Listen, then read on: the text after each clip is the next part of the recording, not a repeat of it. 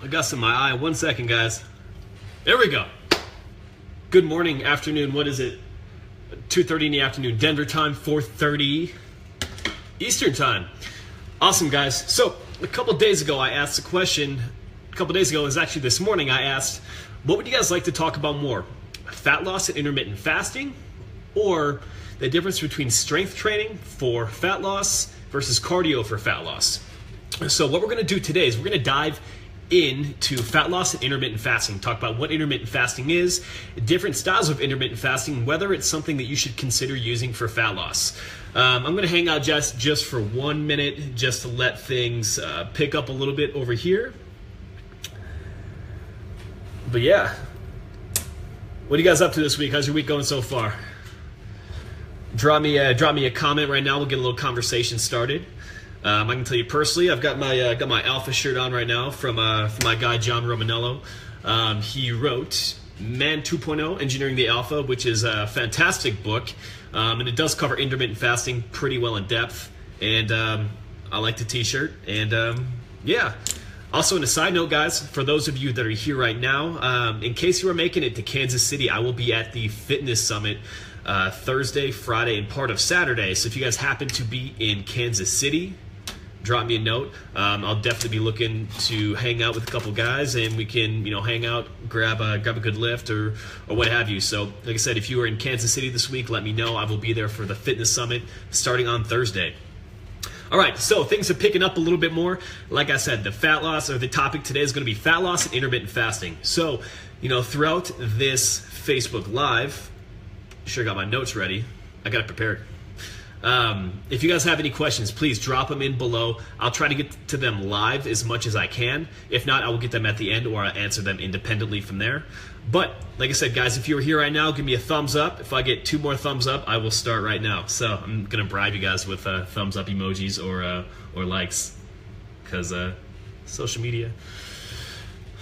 All right, there we go. Awesome. So what is intermittent fasting?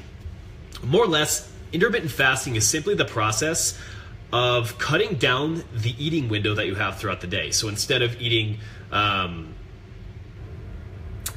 just eating at breakfast, lunch, dinner with snacks in between, you're going to take a little bit of a break. So for example, if you want to follow what's called like a 16-8 intermittent fast that is popularized by Martin Burkhan from Lean Gains, this would be like skipping breakfast, eating lunch at 12, and stopping your eating window at 8 p.m. Chances are already, if you look at the schedule that you're eating, if you're a person who tends not to eat breakfast during the day or eats dinner early and then has a long break, goes to bed, you're following some form of intermittent fasting already. Intermittent fasting is more or less just the buzzword that describes you're taking a little bit longer to eat between your meals and having a restricted eating window. So basically, instead of looking at counting calories, counting points like something like Jenny Craig or these other diets, you're using time as the mechanism that's going to help you restrict calories. Because at the end of the day, you know that caloric restriction is going to be the most important thing for fat loss. The difference with intermittent fasting, you're using time as that mechanism. So let's jump into a couple of different types of intermittent fasting, what people use, and you can kind of decide from there which is going to be right for you. So probably the most popular option would be the 16-8 fast, meaning you'll have 16 hours where you do not have any food. You're going to have water, you can have some coffee, tea, stuff like that, but you're going to stay away from calories throughout that time. Then during that 8-hour window is when you're going to hit the number of calories that you need to hit your goals for the day, whether that's building muscle or losing fat. I'll talk about why I think intermittent fasting is much better for fat loss later, but we'll get into that in a few minutes. So 16 and 8, that is one type of fasting. A second one, 20 and 4. So you would have a 20-hour fast, and then you would eat all your food within a 4-hour period. So let's say you only ate between 5 p.m. and 9 p.m. The rest of the time you would have no calories throughout that time. And the next one would be eat, stop, eat. This is more or less once per week. You're going to add 1 or 2 24-hour fasts. I believe this was popularized by Brad Pilon. I believe that was Eat, Stop, Eat. Correct me if I'm wrong, anybody, but that's a good book if you just want to understand intermittent fasting, get a good idea about nutrition as a whole, as something different. And then there's the warrior diet. And the warrior diet is a little bit more vague, but the idea of the warrior diet is going to be you don't eat during the day and you crush food at night. Sounds legit to me. So, moving on. how the heck does intermittent fasting work? So think of it this way. Whenever you're eating food and you get done with your meal, your body's going to spend the next few hours really breaking down, digesting, and processing the nutrients, breaking them down, sending them off to either help produce direct energy to repair tissues or being stored as fat. When you take a break from eating, it gives your body a little bit of a break. It gives your body a break from always having to be in the go digestive process. It lets things calm down and get back to baseline. It lets insulin take a little bit of a break from consistently being elevated from different meals. Really, no matter any time that you eat, there is going to be some form of insulin response. So if you're somebody that, I'm not going to say this treats any medical conditions because that's illegal for me to say, but if you do have, some blood sugar issues and control issues, or think you might be insensitive to insulin, something like intermittent fasting, where you have to take longer breaks from eating, can improve that insulin sensitivity, so you can see some improvements in those health numbers. And obviously insulin sensitivity as well is also very important for minimizing fat gain, but then being able to maximize lean muscle gains. So by taking a break from consistently eating, you are able to improve insulin sensitivity, give your digestive system a little bit of a break from consistently breaking down foods, and honestly, enjoy some convenience. So I guess one benefit I could tie to there as well, like if you are in a fasted state, your body doesn't always have food like readily available to pull from. The glucose that's going through your bloodstream, so it does have to pull from stored tissues. So whether that's stored carbohydrates through muscle glycogen to produce energy or burning stored body fat, intermittent fasting can have some of that benefit because you're not consistently pumping your body full of fresh fuel. All right. So let's look at benefits of intermittent fasting. I wrote 6 down here. Make sure I'm not missing any. If you guys have any questions on these benefits, make sure you drop me a question below. Otherwise, I don't know. You gotta ask, right? Miss all these shots you don't take. Hey, Dominic, what's up? Ryan's here. Julia is here. Alicia. Guys, thanks for being here. I appreciate it. But yeah, like I said, let's dive into some of the benefits of intermittent fasting. So, number one, intermittent fasting is something that I use on a fairly consistent basis because convenience. Honestly, when I have to think about preparing food and having everything like segmented, like breakfast, lunch, dinner, post-workout, and a snack throughout the day, that adds a lot more time to my day. One that I have to take to prepare the food first and foremost, even if I am doing some sort of meal prep, but packaging everything up, and then taking breaks throughout my day to eat. Now, personally, when I wake up, I just want to go and have a bunch of caffeine and sprint as long and as hard as I can, knocking out as many big important tasks for my day without having to really take a break to consistently eat. So for me and a lot of other people, convenience, especially if you're very busy in the morning, by not having to always focus on that breakfast, you're going to be able to be a little bit more effective and a little more efficient in the morning without taking that break and being able to work straight through. So convenience can be an excellent benefit to intermittent fasting, and especially for fat loss. Number two, very simple.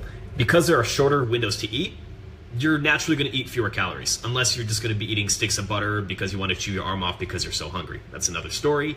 But overall, anything that you can do that's going to restrict calories is going to be the driving force behind fat loss. That means that's really an overall principle in any diet. Something like paleo is going to say, because you're getting rid of dairy and grains and these things, you're naturally going to eat fewer calories because you're going to focus on more whole foods.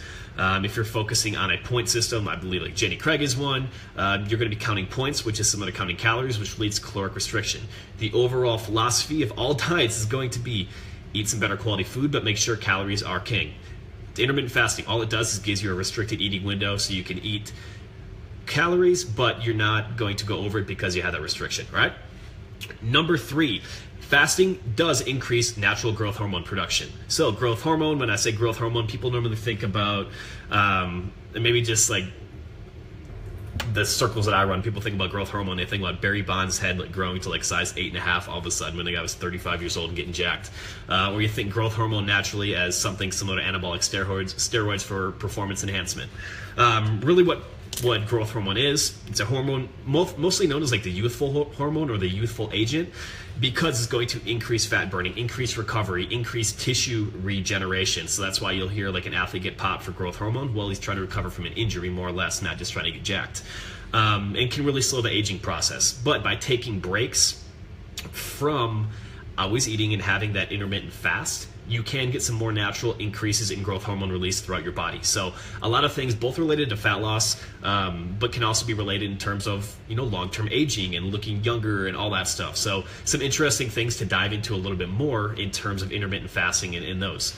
On that same note, because your body is not constantly looking to break down and is not always in a digestive process pulling different things out of nutrients and setting them all over the place, you do reduce some oxidative stress, inflammation can be decreased, and then you can increase cell turnover because your body is going through and breaking down more of the stored fuel rather than taking fuel in cells that are, rather than taking fuel that's always coming in from a recent meal. All right. So like I said, these are some areas. I can get you guys some citations for some of these things if you really want to learn more about intermittent fasting and what it can do in terms of, cell turnover, inflammation, stuff like that. Just some really interesting things to explore. Now, this might be one of the more important parts, but with intermittent fasting, before I ever tried intermittent fasting, I was always trying to eat more to gain size for sports. That was always my bigger struggle. But when I decided I want to back things off, maybe get a little bit more shredded for summer, intermittent fasting was a challenge because when you're used to consistently feeding your body every couple hours, your hunger signals can get a little bit out of whack. So when you do start to implement an intermittent fasting protocol, it gives you a great time to really gauge the hunger signals in your body. Are you actually physically hungry, or are you mentally used to eating every 2 hours, so you reach for the M&Ms that are at your desk or a granola bar or something here and there just because it's there? Honestly, I think the biggest benefit of intermittent fasting is actually probably the fact that you can gauge hunger signals, because if you don't know when you're actually hungry or just doing something out of habit, that's when you're going to run into issues and mindlessly crush another 200 or 300 calories without really realizing it. But honestly, yeah, you're going to get a good idea of appetite control, better control of hormones leptin and ghrelin, both of which can be related in terms of appetite. So if anything, try your intermittent fasting simply for the reason that you will gauge a better idea of where your appetite is, whether you're actually hungry or whether you're mentally just craving food. All right. 6, increased insulin sensitivity. Now, because you're not consistently blitzing your body with food every 2 to 3 to 4 hours, your body's not always in the mode where it has to be, lay back and trying to digest and break down all the nutrients you're putting in, and you do not constantly have a release of insulin. So this gives a chance for your body to take a little bit of a break, to let your pancreas kind of chill out, just hang, and let your body become more insulin sensitive. Now, I could go down the rabbit hole on insulin sensitivity, but really when we're looking at insulin sensitivity, the big idea here is whenever your body receives, or whenever you eat, your body is going to have an insulin response. Now, when you burn out that insulin response, burn out that pump, blood sugar stays a little bit elevated, and from that point on, it becomes harder to burn fat and build muscle. So the more insulin sensitive you are, the more fat you'll be able to burn, the more muscle you'll be able to build. So that's one benefit of tying insulin sensitivity directly into there. Guys, let me pause before I go to the next spot and get to a couple questions. I know we've got a couple coming in. Severino, hey, what's going on, brother? Yeah, so Severino mentions one excellent point. So I love to eat. Like, I can just sit down and eat for, 2 hours sometimes and just have a great time. At the end of the day, calories are still going to be king in terms of what you're putting in your body. And Severino mentions, like, hey, doing a 16-hour fast for about 2 years now, it's the only way I can have huge meals. If you're a person who struggles to eat small meals consistently throughout the day and then still finds at night because, you have a social life, you have your family around, and that's when a bigger meal is, then intermittent fasting is something to consider. Because you are eating less and less throughout the day, you have more of those calories saved for at night. And a lot of my clients that are really busy, with jobs, they have travel, they have kids, they have business dinners, stuff like that, they'll use an intermittent fasting type approach because specifically this lets them have their calories saved for the end of the day. They can eat the meals that they're going to enjoy. They can do some of the social events that they need either for work or because, they enjoy social events, because fitness shouldn't be ultra restrictive and neither should your diet. So that's just something for you guys to consider there. If you're extremely busy, look at intermittent fasting as a way for you to be able to enjoy bigger meals later on through the day and go from there. All right, guys, so a couple questions I'm going to look at. Julia mentions, I get headaches after 14 hours. Yeah, that can definitely happen. the first 7-10 days of intermittent fasting can be very tough, and then after that point you really have to gauge what it does for you individually. Personally, I find that intermittent fasting does work better for men than women. I'm not 100% sure on the reason, so I'm not going to dive into that too far, but it's going to be up to you to gauge whether this approach actually works for you, or whether it's you just feel like complete shit and it's not going to work. So I would look at, Julia, more specifically, if you're talking about 14 hours, I would set that as a cutoff point. The big takeaway point really for intermittent fasting is not that you have to follow one set clock, and it has to be 16 and 8, or it has to be 20 and 4, or you have to do one fast per week. The idea is you eat less during the day and backload more of your calories at night. So if that means you have to go, if 12 hours works for you, awesome, you're still gonna get some benefits. 14 hours, great, a little bit more. 16, yeah, that's probably a little bit better, but it can't always be perfect. And if you're gonna feel like crap, I would much rather pick the 12 to 14 hour amount and still get some of the same benefits. Gilbert, how long do you fast for? I'm gonna give that a thumbs up. Hopefully you're still there, buddy. Typically a fast for me is 14 to 18 hours. Really depends on the day, how early it is, how much coffee I'm willing to drink, depending. No. But personally, I like to aim for generally at least a 16-hour fast when I'm actively, really pushing intermittent fasting protocol, and then having that 8-hour eating window. So for me, I will stop eating at night, probably about 8. I'll have a little bit of lunch, and I'll stop again at 8 the next day. That seems to work pretty well in my schedule. It lets me get a lot done early in the day, and lets me get my training in right around lunchtime, and then be able to maximize that post-workout insulin sensitivity when I have my first carbohydrate-based meal. Dom, hey man, what's going on? Thank you for the comment. Stairmaster, dude, Stairmaster checking out Facebook Live. No excuses, man. I love it. Just getting after it.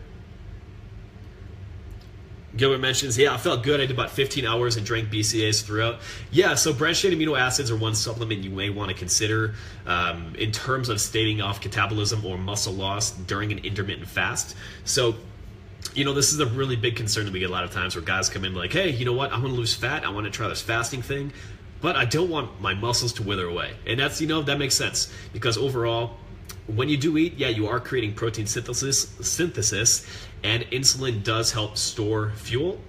So, like I said, the big concern there is, if I don't eat enough or frequently enough, I'm going to burn through muscle tissue. You can really combat that just by having 5 to 10 grams of branched-chain amino acids kind of throughout your fast, or just after your workout if you don't want to break that fast. Dio, what's up? Sam, I aim for 16 or 18.6. One of the benefits I see is increased energy. Yeah, so Sam mentions a really good point, and this is something I notice really cognitively, but when I follow an intermittent fasting protocol, I definitely feel sharper mentally, especially in the morning. Definitely, I have caffeine, but body's running a little bit more on adrenaline, and I'm able to stay focused. I don't get that bogged down, heavy carb feeling that you get after a big meal. So if you tend to feel really fatigued throughout the day, kind of groggy in the morning, after you get through the first initial kind of shock phase of doing intermittent fasting, you will notice higher or just more energy throughout the day. So that's one thing I would look at doing as well. Sam, thank you for that, brother. Gilbert, how many days do I fast for? What do I put the workout in? Generally fasting for me is 90% of the time it's what I do. It's I don't really eat much breakfast, and then throughout the day I follow that 16 to 8 protocol. So this is a diet that can really become a lifestyle. It's not like a 4-week crash thing where you just do intermittent fasting. No, this can be a complete lifestyle shift where it's really easy for you to eat light during the day so you can backload more of your calories later on. And Gilbert, generally for the workout, honestly, the best time to work out if you are doing intermittent fasting is right before that first meal, because if you're going to work out, you're going to upregulate insulin sensitivity for the body, and then if you get your calories directly after, especially your carbohydrate calories, you're going to maximize that post-workout insulin sensitivity. So the fuel that you put in your body is going to be more likely to be stored as muscle glycogen to help recover and all that stuff. So ideally, you'd put that workout in right before you break that fast. So for example, if you're going to train, let's say you trained at 11 and then your first meal was at 12, that would be perfect. If you have to work out in the morning and you can't fast during that time, have some branched-chain amino acids or a very slight amount of carbohydrates is not going to kill you and completely destroy your fast. You don't have to be psychotic about it. So, all right, guys, so I got a couple minutes left, 6 to be exact. So feel free to drop some more questions. I'm going to cover a couple more things, but just a couple quick tips to get you started if you want to test out intermittent fasting. So overall, intermittent fasting does... I'm going to throw this thing across the room. I don't know why. Anyway, so intermittent fasting really works better for fat loss than it does for building muscle. You can build muscle with intermittent fasting. I'm not saying that, but I just find more meals frequently. Most people don't eat enough the way it is when it comes to building muscle to really have that work. So I'm just going to leave that alone. But intermittent fasting is better for fat loss than it is for building muscle. Okay? But overall, it's just a tool. Intermittent fasting can be used as something that becomes a kind of a lifestyle change that allows you that flexibility, later on in the day, and more flexibility to enjoy the bigger social meals later on. That's really the biggest benefit that I find, and allows that eating window to allow me to have bigger meals rather than being spread out throughout the day. As somebody who likes to eat, crush a lot of tacos, in Kansas City, I'll be crushing a lot of barbecue, some brisket, and probably taking a bunch of pictures of it just because that's what people do apparently, and go from there. Initially, when you guys start intermittent fasting, the first 7 to 10 days is really the onboarding point. It's not fun if you're used to eating like breakfast at 6, then you have a snack at 9, then you have lunch at noon, and you're eating every 2 to 3 hours. So just buckle down for that first 7 to 10 days. You'll notice a big difference once you get over that point, but I've really found that breaking point to be 7 to 10 days. So stick it out from there, and yeah, honestly, it's not going to be that fun, but once you get through that, it becomes really easy. Okay, you do not need to live or die by the clock. So instead of just thinking of like I have to hit 16, I have to hit 8, or I have to wait until exactly 11:37 p.m. to stop my fast or whatever, don't think of like that. Don't make it too complicated. Don't make this some neurotic thing. Think about, you just have to push breakfast back a little bit. That's the idea. Just push a meal back a little bit so you can backload your calories throughout the day. Honestly, I aim for about 12 hours. Anything after that is good, but if I'm 13 hours in or 15 hours in and I'm starving and I need to go train, yeah, I'll have something. It's not going to be the end of the world, but just push things back a little bit. Training, I already covered that. A couple things: drink plenty of water during your fast. Obviously, that is going to help you feel full. Most people need more water anyway, so continue to drink water throughout. Coffee will also help suppress hunger a little bit. I would just keep coffee and water at least 1 to 1. I wouldn't have more than really 2 cups of coffee anyway. But coffee will help suppress that hunger a little bit in the morning. A green supplement will not break that fast either, so I wouldn't freak out there. Yeah, guys, overall, the big philosophies: eat lighter during the day, push breakfast back a little bit, and if you really want to optimize fat loss, I would also say move carbs back a little bit later. So maybe your first meal would be at noon. That would be a protein and fat type based meal. That could be like a steak salad, something along those lines, some salmon and broccoli. That'd be a great idea in terms of a lunch, and then have your carbohydrates stacked a little bit later on, just to reduce the requirements of insulin more or less throughout the day. Overall, yeah, then you can eat more at night. Personally, when I get home, I want to shut the jets off. I want to crush a big meal or two, and just unwind. But the biggest thing I hear from a lot of my clients is, when I follow a diet, it feels ultra restrictive. I get to dinner and I can't enjoy something with my kids, or I can't go out for a dessert, or I can't do X, Y, and Z because it has to fit my damn macros all the time. And yeah, calories, all that stuff are important, but intermittent fasting just becomes a solid tool for you to be able to enjoy your life a little bit more in the evening when things are a little bit social, and lets you grind away and just knock out those big things during the day. So I'm going to get to Tito's question in a moment, but I'm going to end my part with what I'm going to say and just spend a little more time answering questions with intermittent fasting is a tool. It's not perfect. I find that it works really well for fat loss, especially for men. 16 to 8 seems to be a good spot to go. It takes about 7 to 10 days to get used to it, but overall, intermittent fasting will allow you to have bigger meals later in the day and enjoy some more things in terms of your social life, and still stay within your caloric requirements to lose fat. So it's cool. I like it. It's not an end all be all, but it's a unique tool that you can really use. Tito says, could I do a fruit shake in the AM, then eat a big meal once a day, followed by another fruit shake in the for dinner? The only way I'd say if you do like a fruit shake in the morning, then eat a big meal once a day, followed by another fruit shake at dinner, would be if that was right around a workout, so you're maximizing the post-workout insulin sensitivity.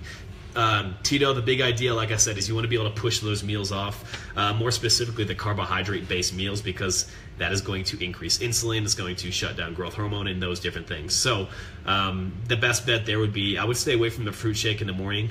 If you're going to work out in the morning, yeah, you might be able to get away with it, but otherwise I would say, limit the fruit, limit the carbohydrate sources in the morning, and then backload your calories throughout the day. But still, the most important part, any diet, not even intermittent fasting, calories have to be in line. So if your calories are in line, you should be losing fat. All right, guys, I got to roll. I have to hop on a coaching call. But before I go, you guys should make sure that you join the Minimalist Muscle community if you have not already. Honestly, this is our semi-private Facebook group. We don't let everybody in, but we have a super supportive environment. We have, I don't even know, it's probably like a couple dozen posts a day right now, but people talking about their training, talking about nutrition, different things that are coming up, but dozens of awesome coaches consistently chiming and helping out. I'm very active in there. If you guys want to be part of the Minimalist Muscle community, awesome. I'm going to post a link in the comments. Join us. I will make sure you get in there by the end of the day, and we'll go from there. But thanks again for being here. Drop some questions. I will make sure I get back to them later, but I gotta roll. Catch you guys later.